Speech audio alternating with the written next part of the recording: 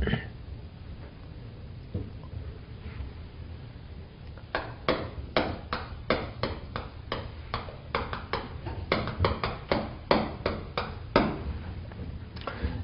말씀드렸던 이 기계 요소. 기계 요소에는 큰 틀에서 보면 12가지의 기계 요소가 있어요. 12개 정도의 기계 요소가 있습니다. 큰 틀에서 보면은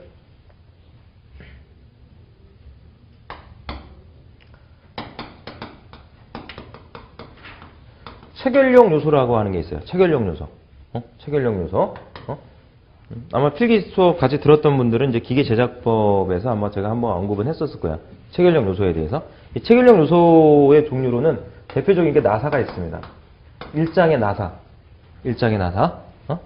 그리고 2장의 키, 핀, 쿼터. 체결력 요소가 있고요. 그 다음에 3장의 리베디움이 있습니다. 그리고 5장의 용접이움. 1장에서 4장까지를 체결력 요소다라고 얘기를 합니다. 체결력 요소. 나사, 키, 핀, 쿼터, 리베디움, 용접이움. 여러분들이 대부분 어려워하는 그 부분이 바로 이 체결력 요소의 내용이다라고 볼 수 있어요. 이 체결력 요소를 해결하는 데 있어서는요, 응력, 시그마는 A분의 P, 전단 응력, 전단 면적분의 전단 하중, 부피 응력, 단면계 Z분의 부피 모멘트, 비틀림 모멘트는 비틀림 전단 응력에다가 극단면계 ZP, 이 공식을 적용시켜서 풀어내는 거예요.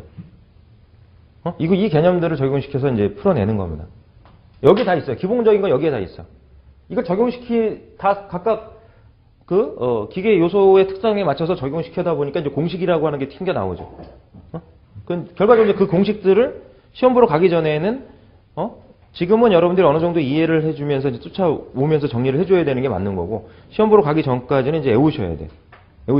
이 부분은, 당연히 이제 오늘 1장부터 이제 진도를 나갈 겁니다. 나사부터 진도를 나갈 거고, 순서대로 나가는데, 1, 2주차에 벌써 여러분들이 이제 평일반 수업 들으니까 거의 이번 주면 다 끝난단 말이에요. 이번 주면, 요 내용들이 거의 끝날 수 있거나 아니면 좀 덜 끝나거나 이럴 텐데, 그러니까 처음에 처음에 이제 정리를 하고 지나가니까 나중에 이제 1, 2주 또 수업 들으시고 또 1, 2주 지나가면 또 이게 또 가물가물해지는 부분이야, 이 부분이. 그래서 처음에 이 부분을 잘 여러분들이 노트 정리해서 정리해둬라. 그리고 나서 마지막 주, 내지는 2주, 시험 보기 2주 전에 반복해서, 그 다음에 또 봐야 될 부분입니다. 또 정리하면서 중요한 것이 뭐냐면은, 12가지 기계 요소가 있다고 그랬잖아요. 이 12가지 기계 요소 중에서 수업을 듣고 여러분들이 정리를 딱 하면서, 그래, 이렇게 내가 정리를 하면 이 부분은 안 봐도 되겠구나. 이런 부분을 빨리빨리 캐치를 해야 돼. 이 부분은 내가 다시 한번 봐야 되겠구나. 이건 내가 이렇게 정리하니까 공식이 머릿속에 싹 들어와. 이거 공식은 이제 볼 필요가 없구나. 문제만 풀면 되겠구나. 그게 빨리빨리 돼야 된다는 거죠. 대표적인 게 뭐냐면 키야. 키는 한번 정리를 해놓으면은 딱 공식이 딱 머릿속에 들어오면은 잊어버리지 않을 거예요, 아마. 그러니까 이제 그거는 다시 볼 필요가 없죠. 키는 내용 정리는 다시 할 필요가 없다는 거야. 문제만 열심히 풀어보면 돼요. 기출문제 또 풀면서 나오면 열심히 풀면 된다는 거죠. 나사 공식이 한두 가지가 아니라는 얘기죠. 나사에. 코토도 마찬가지고. 리베디움. 리베디움 부분에서도 효율을 구하거나 이런 문제, 효율을 구하는 공식이라든가 이런 것들은 정리를 한번 하면 이제 잊어버리지 않을 수 있는 공식입니다. 그런 것들은 빨리빨리 캐치를 해서 빨리빨리 다음에 볼 필요가 없게끔 만들어 놔야 된다는 거죠. 그리고서 잘 안 되는 부분은 반복해서 봐야 되니까 그런 부분은 체크를 해뒀다가 이제 반복해서 봐야 되겠죠. 그래서 진도에 맞춰서 여러분들 내용 정리하면서 이건 더 이상 볼 필요가 없다.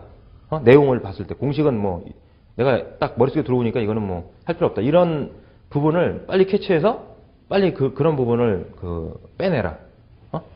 그리고 그렇지 않은 부분을 체크해서 그렇지 않은 부분을 해결하도록 계속 노력을 해주면은 되는 거고요. 그렇게 해서 정리해가는 게 방법입니다.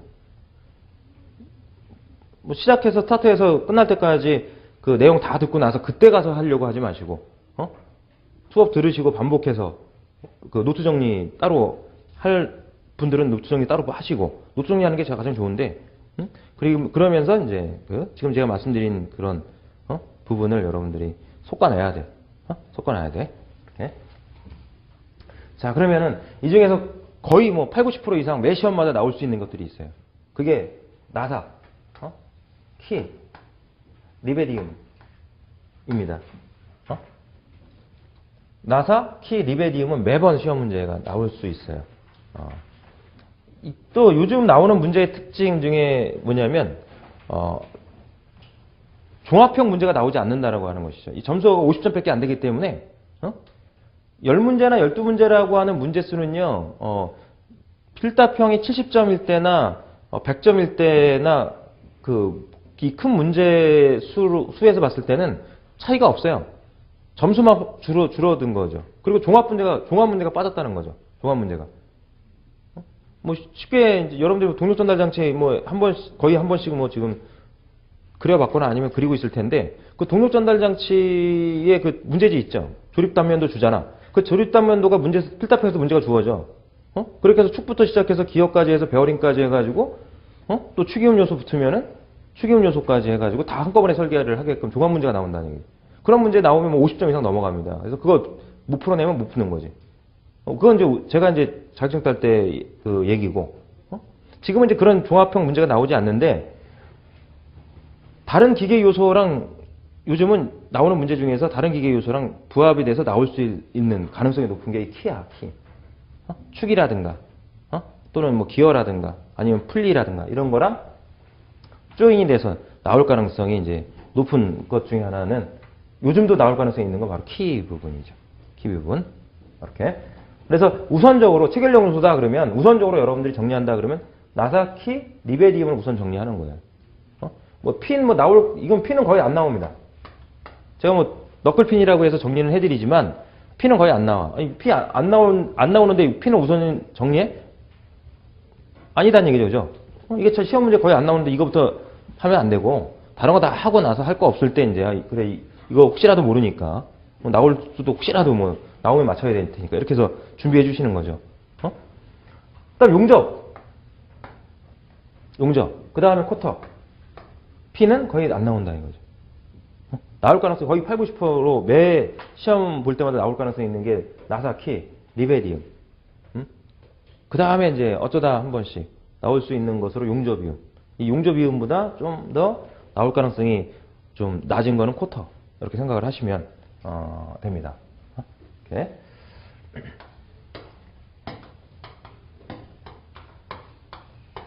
그다음 축계 요소라고 해서요. 축계 요소라고 해서 당연히 축이 들어가죠. 축 설계가 들어갑니다. 축 설계. 축 설계는 이미 재료학에서 한번 했죠. 축 설계를 한다 그러면은 강도 설계. 그래서 T 이퀄 타우 제피.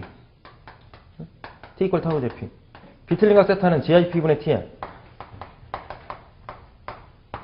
이런 표현식을 이용해서 축 설계하는 거에 대한 내용이 정리가 됐어요. 자, 이 내용에다가 이제 추가되는 내용이 있겠죠. 이 내용이 추가되는 내용들이 있습니다. 축은 회전운동을 하면서 회전운동을 전달하는 데 필요한, 즉 동력을 전달하는 데 있어서 필요한 가장 기본적인 요소예요. 회전운동을 하는 그 기계장치 중에서 축 안 들어가는 거 없고 축이 들어갔다 그러면 뭐가 들어가야 돼? 베어링 들어가야죠. 베어링이 들어가야 돼요. 베어링. 이 베어링에는 크게 봐서 구름 베어링이 있고 미끄럼 베어링이 있죠. 구름 베어링이 있고 미끄럼 베어링이 있습니다. 이렇게. 그리고 이제 축이 길어. 그러면은 뭐 몇 메타씩 되면은 이걸 한꺼번에 가공할 수 없으니까 중간중간 끊어서 가공해가지고 붙여야 되겠죠. 아니면 이제 축을 회전운동 시켜야 될 테니까 이제 모터. 전동기를 붙여가지고 회전운동 줘야 되니까 이제 커플링 같은 거로 연결해서 붙여야지 돼. 축이음 요소라고 하는 게 있어요. 축이음 요소. 축이음 요소에는 커플링이라고 하는 것이 있고요. 그 다음에 클러치라고 하는 것이 있습니다. 이렇게. 그래서 축이음 요소, 베어링, 축. 요 세 가지를 축계 요소라고 얘기를 합니다. 자, 시험에 나올 가능성이 높죠. 축 매번 나올 수 있는 내용이고 반드시. 그다음 베어링 거의 매번 나온다는 얘기죠. 베어링도 매번 나와. 구름 베어링하고 미끄럼 베어링 중에서 비교를 하면 구름 베어링이 나올 확률이 거의 더 높아요. 미끄럼 베어링보다. 미끄럼 베어링에서는 뭐 나오면은 또 엔드 저널 베어링이라고 해서 이제 그 출제가 좀 되는 게 있고, 그 외에도 뭐 다른 것들도 있지만 이렇게 또 구름 베어링, 미끄럼 베어링 꼭 정리를 해두셔야 됩니다. 그다음 축이음 요소는 매번 나오진 않아요. 축이음 요소는 다소 이제 베어링보다는 출제 빈도가 떨어진다고 볼 수가 있죠. 응? 이렇게 뭐 정리는 해둬야 됩니다. 정리는 좀 해둬야 돼. 정리는 이렇게, 커플링이나 클러치나 뭐 커플링 중에는 플랜지 커플링이라고 하는 게 있고 클러치의 종류에는 뭐 원판 클러치, 원축 클러치 등등이 있습니다. 커플링 쪽에서는 그 말씀드렸던 그 플랜지 커플링이 좀 나올 가능성이 있고 이 클러치 쪽에서는 원판 클러치나 원축 클러치 그런 그 클러치들이 커플링보다는 이게 아마 나올 가능성이 더 높을 거야. 클러치가 이게 그나마 뭐 거의 대동소이하다 이렇게 봐주면.